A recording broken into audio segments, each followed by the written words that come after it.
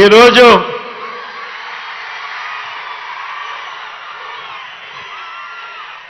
మన విజయవాడను చూస్తా ఉంటే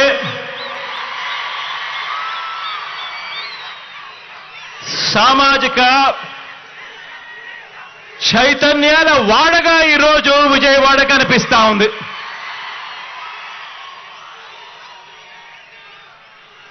భారతరత్న బాబాసాహెబ్ డాక్టర్ భీమ్రావ్ అంబేద్కర్ గారి మహావిగ్రహం, స్టాచ్యూ ఆఫ్ సోషల్ జస్టిస్ ఆవిష్కరణ సందర్భంగా ఇవాళ ఇక్కడికి వచ్చిన నా ప్రతి అక్కకు,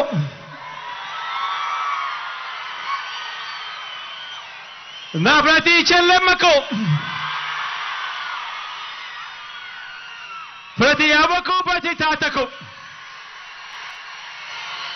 ప్రతి సోదరుడికి, ప్రతి స్నేహితుడికి, మొత్తం దళిత జాతికి, బహుజనులకు రాజ్యాంగాన్ని, ప్రజాస్వామ్యాన్ని ప్రేమించే ప్రతి గుండెకు ఈరోజు మీ జగన్ అభినందనలు తెలియజేస్తా ఉన్నాడు ఈ వేదికపై నుంచి.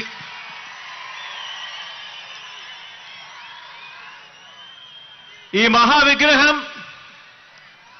ఇది స్టాచ్యూ ఆఫ్ సోషల్ జస్టిస్ అంటే సామాజిక న్యాయ మహాశిల్పం. ఎప్పుడైనా కూడా ఇటువంటి విగ్రహాన్ని చూసినప్పుడు మామూలుగా అమెరికాలో స్టాచ్యూ ఆఫ్ లిబర్టీ అనే అమెరికాలో మనకు కనిపిస్తూ ఉంటుంది. ఆ స్టాచ్యూ ఆఫ్ లిబర్టీ అంటే అమెరికా అని చెప్పి దాన్ని విన్నాం, దాని గురించి మనం మాట్లాడతాం. కానీ ఇక మీదటి నుంచి స్టాచ్యూ ఆఫ్ సోషల్ జస్టిస్ అంటే ఇక నుంచి ఇండియాలో విజయవాడ అని చెప్పి ఇక మీదటి నుంచి మారుమోగుతుంది.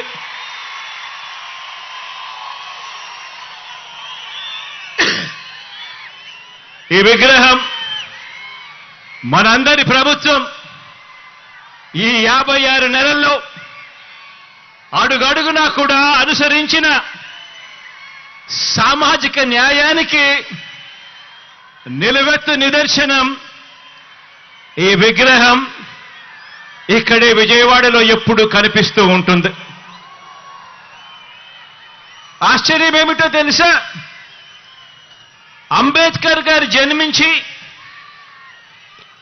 133 సంవత్సరాల తరువాత కూడా, అంబేద్కర్ గారు మరణించిన 68 సంవత్సరాల తరువాత కూడా ఈ విగ్రహాన్ని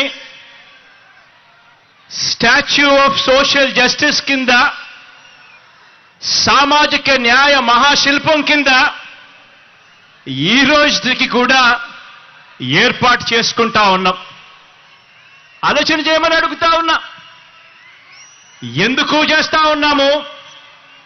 కారణం, ఈ విగ్రహం వేల సంవత్సరాల భారత సామాజిక చరిత్రను, వేల సంవత్సరాల భారత సామాజిక చరిత్రను, ఆర్థిక చరిత్రను, మహిళా చరిత్రను మార్చిన ఓ సంఘ సంస్కర్త, ఓ మరణం లేని మహనీయుడి విగ్రహం ఈ విజయవాడలో ఈరోజు ఆవిష్కారం అవుతా ఉంది.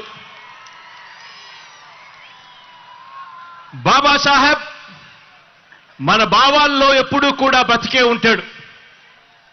ఎప్పటికీ కూడా మన అడుగుల్లోనూ, మన బ్రతుకుల్లోనూ, మన భావాల్లోనూ ఆయన ఎప్పటికీ కూడా కనిపిస్తూనే ఉంటాడు. ఈ దేశంలో పెత్తందారితనం మీద, అంటరానితనం మీద, కుల అహంకార వ్యవస్థల దుర్మార్గుల మీద ఆ దుర్మార్గాల మీద, అక్క చెల్లెమ్మలపై వివక్ష మీద పోరాటాలకు నిరంతరం స్ఫూర్తి ఇస్తూనే ఉంటాడు ఆ మహామనిషి. విజయవాడలో, అది కూడా స్వాతంత్ర సమర చరిత్ర ఉన్న మన స్వరాజ్య మైదానంలో, అది కూడా 75వ రిపబ్లిక్ డేకు సరిగ్గా వారం రోజుల ముందర మనం ఆవిష్కరిస్తా ఉన్న ఈ అంబేద్కర్ గారి మహాసుగ్రహం, మహాశిల్పం. ఈ విగ్రహం కూడా నేను చెప్తా ఉన్నాను, ఈ విగ్రహం చూసినప్పుడల్లా కూడా ఈ విగ్రహం పేదల హక్కులకు, మహిళల హక్కులకు, మానవ హక్కులకు, ప్రాథమిక హక్కులకు, సమానత్వ ఉద్యమాలకు, రాజ్యాంగ హక్కులకు నిరంతరం కూడా ఈ విగ్రహం స్ఫూర్తి ఇస్తూనే ఉంటుంది అని చెప్పి కూడా ఈ సందర్భంగా తెలియజేస్తా ఉన్నా. ఈరోజు ఒకసారి గమనించినట్టయితే ఆయన అంటరానితనం మీద, ఆధిపత్య భావజాలం మీద ఓ తిరుగుబాటుగా ఆయనను ఎప్పుడు చూసినా కూడా, ఆయన విగ్రహాన్ని ఎప్పుడు జ్ఞాపకం చేసుకున్నా కూడా మనకు కనిపిస్తూనే ఉంటాడు. ఈరోజు ఆయన సమసమాజ భావాలకు నిలువెత్తు రూపంగా కూడా ఎప్పుడూ కూడా మనందరికీ కూడా ఆయన గురించి ఆలోచన చేసినప్పుడల్లా కూడా మనందరికీ కూడా కనిపిస్తూనే ఉంటాడు.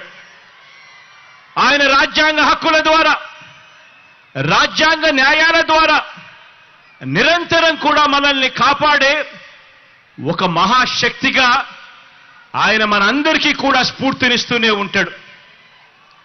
తమ గొంతు విప్పులేని దళిత వర్గాలకు, అల్పసంఖ్యాకులకు, వాయిస్లెస్ పీపుల్కు, అంటే తమ గొంతు వినిపించలేని ఆ అట్టడుగులో ఉన్న ఆ వర్గాలకు ప్రత్యేక నియోజకవర్గాలను ఏర్పాటు చేయాలని, వారికి రిజర్వేషన్లు కల్పించాలని చరిత్ర గరితిని మార్చిన పూనా పాక్ట్ జరగడానికి కారకులు ఆ అంబేద్కర్ గారు.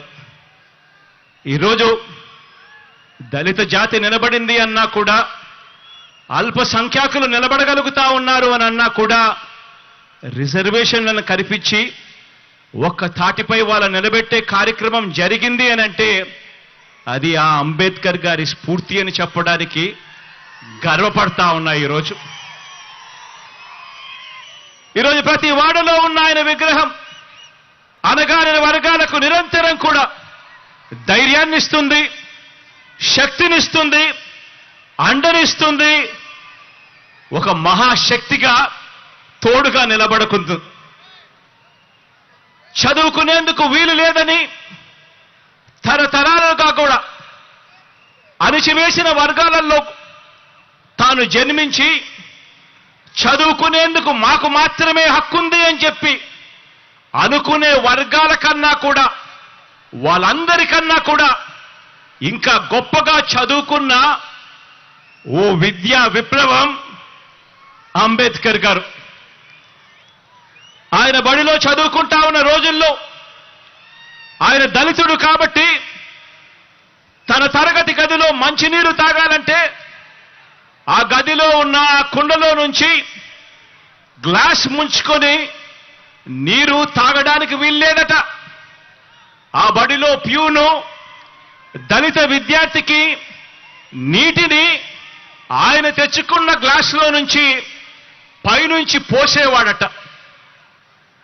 ఒకసారి అంబేద్కర్ గారు ఆయన చెప్పిన మాటలు ఒకసారి వింటే, బడికి ఏ రోజైనా కూడా ప్యూన్ రాకపోతే ఆ రోజు నాకు తాగడానికి మంచినీళ్లు కూడా లేనట్టే అని చెప్పి అనే మాటలు ఒక్కొక్కసారి బాధ కలిగిస్తాయి. ఒక్కొక్కసారి జరుగుతా ఉన్న ఆ నిజాలను చూసినప్పుడు ఇంకా మనము ఎక్కడ ఉన్నాము అని చెప్పి అనిపించే మాటలివి.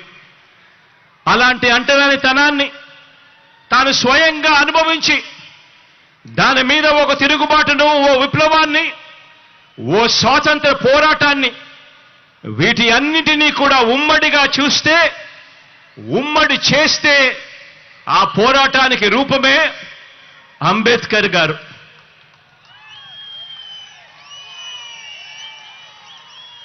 అటువంటి పరిస్థితులు స్వతంత్రం వచ్చిన తర్వాత కూడా 77 సంవత్సరాల తర్వాత కూడా వేరు వేరు రూపాల్లో ఇవాళటికి ఉన్నాయి. అంటరానితనం రూపం మార్చుకుంది అంతే. ఆలోచన చేయమని అడుగుతా ఉన్నా. అంటరానితనం అంటే కేవలం ఫలానా వ్యక్తుల్ని కేవలం భౌతికంగా ముట్టుకోకూడదు, దూరం పెట్టడం మాత్రమే అంటరానితనం కాదు. అంటరానితనం అంటే పేదలు ఏ బడిలో చదువుకుంటున్నారో ఆ గవర్నమెంట్ బడిని పాడు పెట్టడం కూడా రూపం మార్చుకున్న అంటరానితనమే అని చెప్పి నేను ఈ సందర్భంగా తెలియజేస్తా ఉన్నాను. డబ్బులున్న పిల్లలకు, డబ్బులున్న వారి పిల్లలకు ఒక మీడియం, పేద పిల్లలకు మరో మీడియం అని వివక్ష పాటించి పేద పిల్లలు తెలుగు మీడియంలోనే చదవాలని, వారు ఇంగ్లీష్ మీడియంలో చదవరాదని బరి తెగించి వాదించడం కూడా రూపం మార్చుకున్న అంటరానితనమే. ఈరోజు కూడా ఈ అహంకారులు, ఈ పెత్తందారులు తమ పత్రికలో రాశారు. ఈరోజు పొద్దున్నే కూడా పత్రిక చదివా. అంబేద్కర్ గారు తెలుగు మీడియం మాత్రమే ఉండాలని అన్నాడట. నిజంగా ఈ పెత్తందారుల పిల్లలు, ఈ పెత్తందారుల మనవళ్ళు మాత్రం ఇంగ్లీష్ మీడియంలోనే చదువుతారట. నిజంగా ఇలా మాటలు చూస్తే నిజంగా ఒక నిజం చెప్పకూడదు, అబద్ధాలు ఏ స్థాయిలో చెప్తా ఉన్నారు అని చెప్పి చూస్తే నిజంగా గుండెకు బాధ అనిపిస్తుంది. వాస్తవం ఏమిటి అని అంటే, నిజమేమిటో అంటే, అంబేద్కర్ గారు చదువుకున్నది ఇంగ్లీష్ మీడియంలో. ఆయన పిల్లవాడిగా 4వ తరగతి ఇంగ్లీష్ మీడియంలో 4వ తరగతి ఆయన పాస్ అయినప్పుడు ఆయన బంధుమిత్రులంతా కూడా పండగ చేసుకున్నారట. కానీ ఈ పెత్తందారుల పత్రిక, ఆ ఈనాడు పత్రిక, కానీ ఆ పత్రిక ముసుగులో తాము పాటించే ఈ అంటరానితనాన్ని, అబద్ధాలతో అందమైన మేకప్ వేయాలనుకున్న ఇలాంటి దుర్మార్గులు, ఇలాంటి నీచులు మన దళితులకు, మన బహుజనులకు వ్యతిరేకులు, చివరికి చరిత్ర కూడా ఇలాంటి వాళ్ళు వక్రీకరిస్తూ రాతలు రాస్తా ఉన్నారు అనంటే ఏ స్థాయికి నిజంగా పాత్రికేయం పడిపోయింది అని చెప్పి ఆలోచన చేయమని కోరుతా ఉన్నా.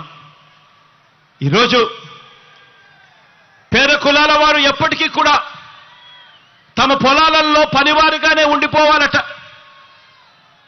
పేద కులాల వారు ఎప్పటికీ కూడా తమ ఇళ్లల్లో పనివారుగానే ఉండిపోవాలట. తమకు సేవకులుగా ఉండిపోవాలట. చిన్న చిన్న వృత్తులు, చిన్న చిన్న వ్యాపారాలు మాత్రమే వాళ్ళు చేసుకోవాలట. తమ అవసరాలు తీర్చే వారిగా మాత్రమే వాళ్ళు మిగిలిపోవాలట. ఇలాంటి ఆలోచనలు కూడా రూపం మార్చుకున్న అంటరానితనమే. పేదలు ఏ హాస్పిటల్లోకి వైద్యం చేయించుకుంటున్నారో ఆ గవర్నమెంట్ హాస్పిటళ్లలో ఎక్కడైతే పేదలకు ఉచితంగా వైద్యం అందుతా ఉందో అటువంటి హాస్పిటల్లన్నీ కూడా నీరుగార్చడం, పేదలు ఏ బస్సుల్లో అయితే ఎక్కుతున్నారో ఆ ఆర్టీసీని కూడా ప్రైవేట్కు అమ్మేయాలని అనుకోవడం, ఇవన్నీ కూడా రూపం మార్చుకున్న అంటరానితనమే.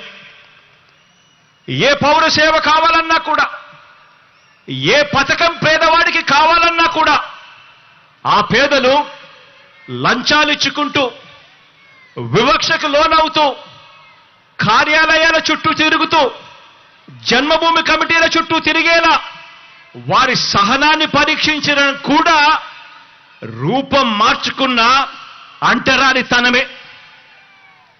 అవ్వ తాతలకు పెన్షన్ కావాలన్నా, రైతన్నలకు ఎరువులు కావాలన్నా పొద్దున్నే లేచి పొడువాటి లైన్లలో ఆ క్యూలల్లో నిలబడి, చివరికి ఆ క్యూలలోనే మనుషులు చనిపోతున్నా కూడా పాలకుల గుండె కరక్కపోవడం కూడా, ఇవన్నీ కూడా రూపం మార్చుకున్న అంటరానితనమే. ఈ అంటరానితనంలో, పేదల మీద పెత్తందారి భావజాలంలో ఇవన్నీ కూడా భాగాలే. ఎస్సీల అసైన్డ్ భూముల్ని కూడా కాజేసి తాము గజాల లెక్కన అమ్ముకోవాలనుకున్న రియల్ ఎస్టేట్ రాజధానిలో పేద సామాజిక వర్గాలకు చోటు లేకుండా తాము మాత్రమే ఒక కోట కట్టుకోవాలన్న కుతంత్రాలు చేయడం కూడా రూపం మార్చుకున్న అంటరానితనమే. రూపం మార్చుకున్న ఈ అంటరానితనం అంటే, పేదల ఇళ్ల నిర్మాణానికి భూములు ఇస్తే సామాజిక సమతౌల్యం దెబ్బతింటుంది అని చెప్పి ఏకంగా కోర్టులకు వెళ్ళి ఆ కోర్టుల్లో కేసులు వేసి సిగ్గు లేకుండా వాదించడం కూడా రూపం మార్చుకున్న అంటరానితనమే.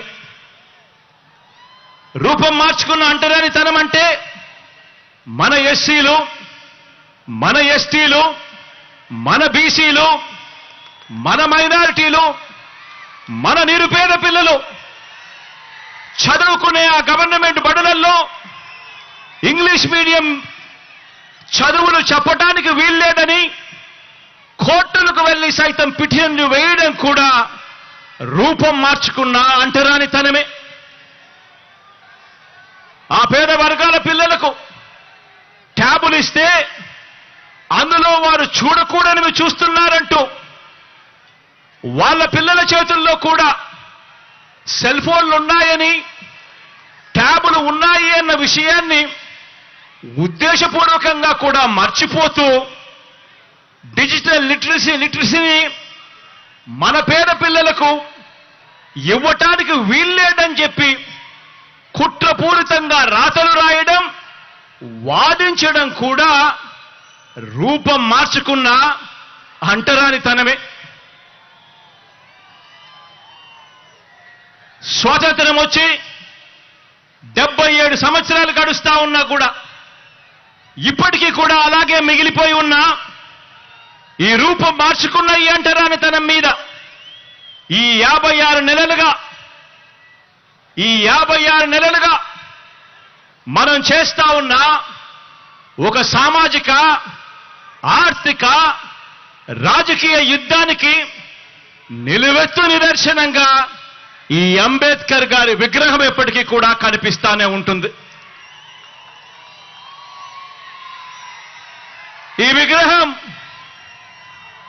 విగ్రహం దేశంలోనే కాదు, ప్రపంచంలోనే అతిపెద్ద అంబేద్కర్ గారి విగ్రహం అని కూడా చెప్పడానికి గర్వపడతా ఉన్నా. దేశంలోనే కాదు, ప్రపంచంలోనే అతిపెద్ద అంబేద్కర్ గారి విగ్రహం అని చెప్పడానికి గర్వపడతా ఉన్నా. ఇది 81 అడుగుల వేదిక మీద ఏర్పాటు చేసి 125 అడుగుల మహావిగ్రహం అంటే 206 అడుగుల ఎత్తైన ఈ విగ్రహం దేశంతో కాదు మనం పోటీ పడేది, ప్రపంచంతోనే పోటీ పడతా ఉన్నామని చెప్పి కూడా ఈ సందర్భంగా తెలియజేస్తా ఉన్నా.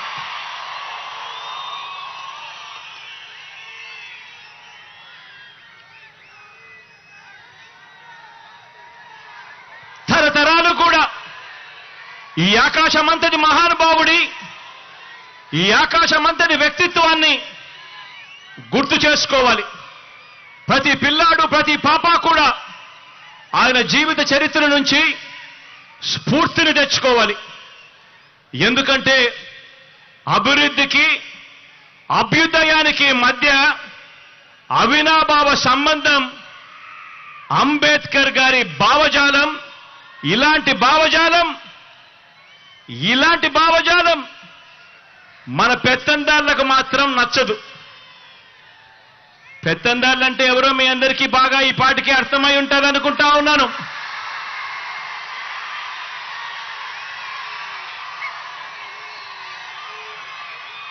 ఇలాంటి అంబేద్కర్ గారి భావజాలం ఈ పెత్తందారులకు మాత్రం అస్సలు నచ్చదు. దళితులకు చంద్రబాబు నాయుడు గారు సెంట్ భూమిని ఇళ్ల నిర్మాణానికి ఇచ్చింది లేదు, అంబేద్కర్ గారి విగ్రహం నిర్మించింది అంతకన్నా కూడా లేదు. ఎందుకంటే చంద్రబాబు గారి రక్తంలోనే ఎస్సీ, ఎస్టీ, బీసీ మైనారిటీల మీద ఏ కోశానా కూడా ఏనాడు కూడా ఈ మనిషికి ప్రేమే లేదు. ఎస్సీలో పుట్టాలని ఎవరైనా అనుకుంటారా అని ఒక ముఖ్యమంత్రి స్థానంలో ఉన్న వ్యక్తి నోరు పారేసుకుంటే గ్రామాలలో ఆ ఎస్సీలు ఎలా బ్రతకగలుగుతారు అని చెప్పి కనీసం ఆలోచన కూడా చేయకుండా నోట్లో నుంచి అంత చులకనగా మాట్లాడే స్వభావం. బీసీల తోకలు కత్తిరిస్తా ఖబర్దార్ అన్న వ్యక్తి పేద సామాజిక వర్గాలంటే గిట్టని ఈ వ్యక్తి మన మాదిరిగా ఈ పేద అక్క చెల్లెమ్మలు బాగుండాలి, ఈ పేద కుటుంబాలు బాగుండాలి అని ఏకంగా 31 లక్షల ఇళ్ల పట్టాలు రాష్ట్రంలో ఎప్పుడు జరగని విధంగా, దేశంలో కూడా ఎప్పుడు చూడని విధంగా ఏకంగా 31 లక్షల ఇళ్ల పట్టాలు, అందులో 22 లక్షల ఇళ్ల నిర్మాణం చేయాలని ఆ పెద్ద మనిషికి ఎందుకు అనిపిస్తుంది? పెత్తందారి పార్టీలకు, ఈ పెత్తందారి నాయకులకు చదువుకునే మన పేద పిల్లలకు ఒక అమ్మఒడి ఇవ్వాలని, ఓ విద్యా దీవెన ఇవ్వాలని, ఓ వసతి దీవెన ఇవ్వాలని, ఓ గోరు ముద్ద ఇవ్వాలని, ఓ విద్యా కానుక ఇవ్వాలని, ఓ ట్యాబులు ఇవ్వాలని, ఓ ఇంగ్లీష్ మీడియంలో చదువులు చెప్పించాలని, బైలింగ్వల్ టెక్స్ట్ బుక్స్ ఇవ్వాలని, మన గవర్నమెంట్ బడులలో మన క్లాస్ రూమ్లలో డిజిటైజేషన్ జరగాలి అని, ఐఎఫ్పీలను ఏర్పాటు చేయాలని, నాడు నేడుతో మన చదువులు మన బడులు రూపురేఖలు మార్చాలి అని ఇటువంటి పెత్తందారి నాయకులకు కానీ, ఇటువంటి పెత్తందారి పార్టీలకు కానీ ఎందుకు అనిపిస్తుంది అని ఒక్కసారి ఆలోచన చేయమని అడుగుతా ఉన్నా. పెత్తందారి పార్టీలకు, పెత్తందారి నాయకులకు మన అక్క చెల్లెమ్మలకు ఒక దిశ యాప్ తేవాలని, మన అక్క చెల్లెమ్మలకు ఒక అమ్మఒడి ఇవ్వాలని, మన అక్క చెల్లెమ్మలకు ఒక ఆసరా ఇవ్వాలని, మన అక్క చెల్లెమ్మలకు ఒక 0 వడ్డీ తేవాలని, ఒక 0 వడ్డీ ఇవ్వాలని, ఒక చేయూత ఇవ్వాలని, అక్క చెల్లెమ్మల పేరిట 31 లక్షల ఇళ్ల పట్టాలు ఇవ్వాలని, అందులో 22 లక్షల ఇళ్ల నిర్మాణం పూర్తి చేసి కట్టించి ఇచ్చి ఆ అక్క చెల్లెమ్మల ముఖాలలో చిరునవ్వులు చూడాలని ఆ పెత్తందారి పార్టీలకు, ఆ పెత్తందారి నాయకులకు ఎందుకు అనిపిస్తుంది అని ఒక్కసారి ఆలోచన చేయమని అడుగుతా ఉన్నా. పెత్తందారి పార్టీలకు, ఆ పెత్తందారి నాయకులకు మన రైతన్నలకు పగటిపూట 9 గంటల పాటు ఉచిత విద్యుత్ ఇవ్వాలని, ఒక రైతు భరోసాతో రైతన్నను ఆదుకోవాలని, వారిని చేయి పట్టుకొని నడిపించే ఒక ఆర్బీకే వ్యవస్థను వాళ్ళ ముందరే పెట్టాలి అని చెప్పి ఎందుకు అనిపిస్తుంది అని చెప్పి ఒక్కసారి ఆలోచన చేయమని కోరుతా ఉన్నా. పెత్తందారి పార్టీలకు, పెత్తందారి నాయకులకు, పేదలకు వైద్యం ఆరోగ్యం పట్ల వారికి ఒక మెరుగైన ఆరోగ్యశ్రీ పథకం రావాలని, ఇవ్వాలని, ఓ ఆరోగ్య ఆసరాతో ఆదుకోవాలని, ఓ 104 ఒక 108 ఫోన్ కొడితే చాలు కుయ్ కుయ్ కుయ్ ఆ పేదవాడి ముంగిటికి వచ్చి ఆ పేదవాడికి అండగా నిలబడే పరిస్థితి రావాలని, గ్రామ స్థాయిలోనే ఓ విలేజ్ క్లినిక్ రావాలని, ఓ ఫ్యామిలీ డాక్టర్ కాన్సెప్ట్ తీసుకొని రావాలి అని, హాస్పిటల్లన్నీ కూడా రూపురేఖలు మారాలని, ఆ హాస్పిటల్లో పేదవాడు వైద్యం కోసం వెళితే ఏకంగా 53,000 మంది డాక్టర్లను, నర్సులను హాస్పిటల్లో రిక్రూట్ చెయ్యాలి అని ఎందుకు అనిపిస్తుంది అని చెప్పి ఆలోచన చేయమని కోరుతా ఉన్నా. ఆ పెత్తందారి పార్టీలకు, ఆ పెత్తందారి నాయకులకు గ్రామ స్థాయిలోనే ఒక లంచాలు లేని వ్యవస్థను తేవాలని, గ్రామ స్థాయిలోనే ఓ వివక్ష లేని వ్యవస్థను తీసుకొని రావాలని, గ్రామ స్థాయిలోనే ఓ వాలంటీర్ వ్యవస్థ తీసుకొని రావాలని, గ్రామ స్థాయిలోనే ఓ సచివాలయాలు, వార్డు సచివాలయాలు, గ్రామ సచివాలయాలు తేవాలని, ఓ వివక్ష లేని, ఓ లంచాలు లేని వ్యవస్థ ప్రతి పేదవాడికి కూడా అందుబాటులోకి ఉండాలి, తేవాలి అని ఆ పెత్తందారి నాయకులకు, ఆ పెత్తందారి పార్టీలకు ఎందుకు అనిపిస్తుంది అని చెప్పి ఆలోచన చేయమని కోరుతా ఉన్నాం మీ అందరికీ కూడా. ఈ పెత్తందారి పార్టీలకు, ఈ పెత్తందారి నాయకులకు నామినేటెడ్ పోస్టుల్లోనూ, నామినేషన్ మీద ఇచ్చే కాంట్రాక్టుల్లోనూ 50% నా ఎస్సీ, నా ఎస్టీ, నా బీసీ, నా మైనారిటీ అంటూ వాళ్లకు 50% పదవులు వాళ్ళకే ఇవ్వాలని, ఇచ్చేట్టుగా ఏకంగా చట్టం తీసుకొని రావాలి అని వాళ్ళకు ఎందుకు అనిపిస్తుంది అని ఆలోచన చేయమని అడుగుతా ఉన్నా. మంత్రి మండలిలో, మీ బిడ్డ మంత్రి మండలిలో ఏకంగా 4 డిప్యూటీ సీఎం పదవులు నా నా నా అంటూ నా ఎస్సీలకు, నా ఎస్టీలకు, నా బీసీలకు, నా మైనారిటీలకు మనమిస్తే మంత్రి మండలిలో ఏకంగా 68% మంత్రి పదవులు నా నా నా అంటూ నా ఎస్సీలకు, నా ఎస్టీలకు, నా బీసీలకు, నా మైనారిటీలకు మనమిస్తే సామాజిక పరంగా, రాజకీయ పదవుల్లో దేశ చరిత్రలో ఎప్పుడు చూడని విధంగా ఈ 56 నెలల్లో అడుగులు పడ్డాయి. ఏకకాలంలో శాసనసభ స్పీకర్గా ఒక బీసీ, ఏకకాలంలో శాసనసభ మండలి చైర్మన్గా ఒక ఎస్సీ, శాసనసభ శాసన మండలి డెప్యూటీ చైర్పర్సన్ గా ఒక మైనారిటీ అక్కకు పెద్దపీట వేసిన ఏకైక ప్రభుత్వం మీ బిడ్డ ప్రభుత్వం అని కూడా చెప్పడానికి గర్వపడతా ఉన్నా. మనందరి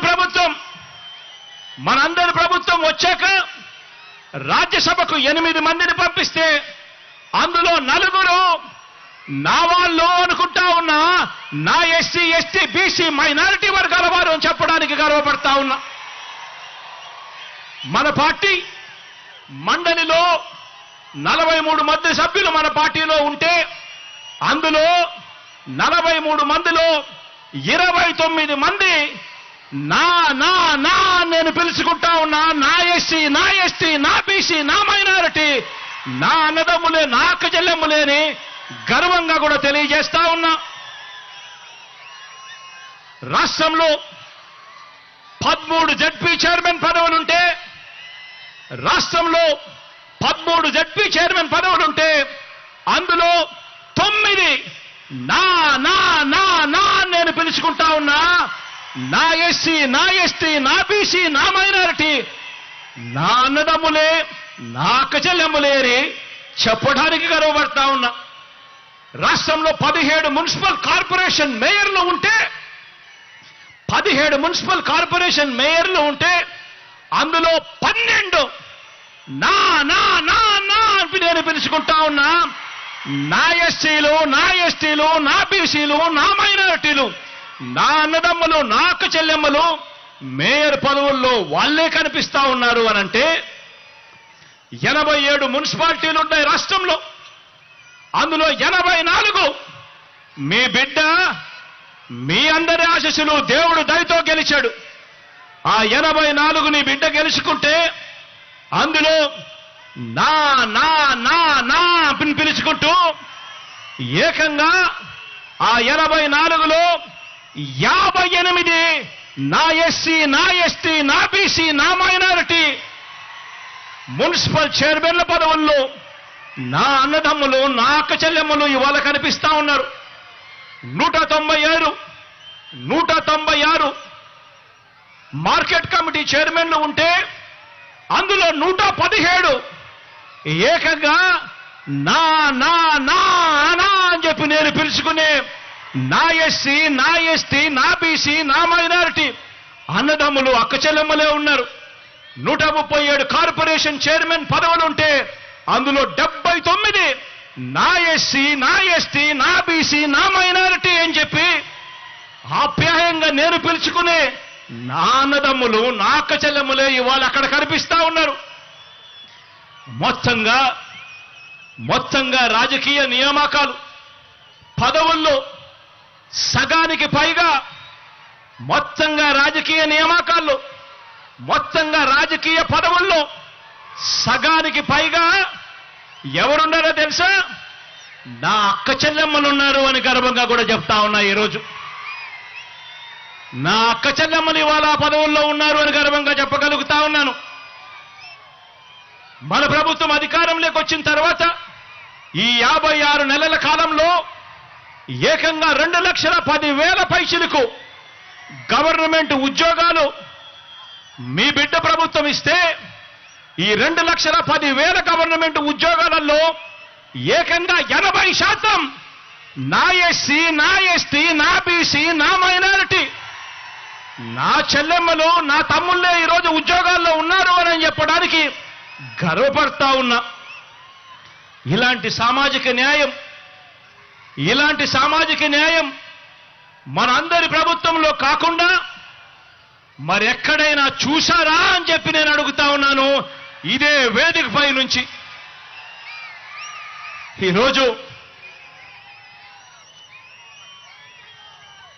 ఈరోజు ఈ పెత్తందారి పార్టీలకు, ఈ పెత్తందారి నాయకులకు నా ఎస్సీలు, నా ఎస్టీలు, నా బీసీలు, నా మైనారిటీలు వారి కోసం నవరత్నాల పాలన అందించాలని కడుపులో ఉన్న బిడ్డ దగ్గర నుంచి పండు ముసలి అవ్వాతాత వరకు అందరి పట్ల ప్రేమ, మమకారం చూపాలని వీళ్ళకి ఏ రోజైనా అనిపించిందా అని చెప్పి నేను అడుగుతా ఉన్నా. మీ బిడ్డ పాలనలో ఈ 56 నెలల కాలంలో 2,47,000 కోట్ల రూపాయలు నేరుగా మీ బిడ్డను బటన్ నొక్కుతున్నాడు. నా అక్క చెల్లెమ్మల కుటుంబాల ఖాతాల్లోకి నేరుగా డబ్బులు పోతా ఉన్నాయి. ఎక్కడా లంచాలు లేవు, ఎక్కడా వివక్ష లేదు. మరి రాష్ట్రాన్ని దోచుకునేందుకు మాత్రమే రాష్ట్రంలో పదవులు కావాలి అని చెప్పి ఆకాంక్షిస్తా ఉన్న ఈ పెత్తందారి పార్టీలకు, ఈ పెత్తందారి నాయకులకు ఏ రోజైనా కూడా ఇలాంటి వాళ్లకు ఇలా బటన్ నొక్కడం, ఇలా బటన్ నొక్కితే 2,47,000 కోట్లు పేద అక్క చెల్లెమ్మలకు పోయే పరిస్థితి ఉంటుంది, ఇలాంటి కార్యక్రమం చేయగలుగుతాము అని చెప్పి ఏ రోజైనా అనిపించిందా అని చెప్పి ఒక్కసారి ఆలోచన చేయమని కోరుతా ఉన్నా. ఇవన్నీ కూడా సామాజిక న్యాయాన్ని అందించడంలో విప్లవంగా పుట్టిన వ్యవస్థలు. ఈరోజు గ్రామ స్థాయిలో చిక్కటి చిరునవ్వుతో మన పిల్లలు కనిపిస్తారు. సచివాలయంలో మన గ్రామంలోనే ప్రతి 2,000 జనాభాకు ఒక సచివాలయం, ప్రతి 50 నుంచి 60 ఇళ్లకు ఒక వాలంటీర్. చిక్కటి చిరునవ్వుతో, లంచాలు లేకుండా, వివక్ష లేకుండా ప్రతి అక్క చెల్లెమ్మను, ప్రతి పేదవాడిని, ప్రతి రైతన్నను చెయ్యి పట్టుకుని నడిపిస్తూ ఈరోజు గ్రామ స్వరాజ్యం అంటే ఇది, అంబేద్కర్ గారి కలలు కన్న రాజ్యం ఇది అని చెప్పి ఏకంగా ఆ పిల్లలు, ఆ చెల్లెమ్మలు, ఆ తమ్ముళ్ళు ఈరోజు గ్రామ స్వరాజ్యం అంటే ఇది అని చెప్పి దేశానికే చూపిస్తా ఉన్నారు. ఇవన్నీ కూడా సామాజిక న్యాయాన్ని అందించడంలో విప్లవంగా పుట్టిన వ్యవస్థలు.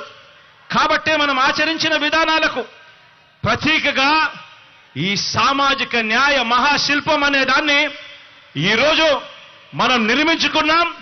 ఈరోజు మనం ఆవిష్కరణ కూడా చేస్తా ఉన్నాము అని ఇవాళ గర్వంగా చెప్తా ఉన్నాను.